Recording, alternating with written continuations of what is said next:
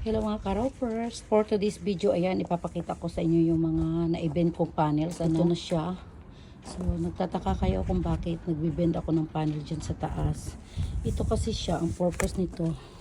Dito binibend ko siya paangat para yung tubig hindi siya didiretso dito sa ridge. Kasi yung ridge may butas yun. So, pag humangin talaga siya ng malakas, may tendency talaga na yung tubig is babalik. So, ngayon, nilagyan natin ng bend para yan ang protection niya para hindi didiretso yung tubig.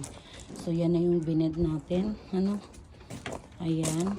And then dito sa baba naman, ayan, bali ayan ang pagka naman, binend ko naman siya, ayan, nakabend. And yung butas dito, yan, nilagyan natin ng takip.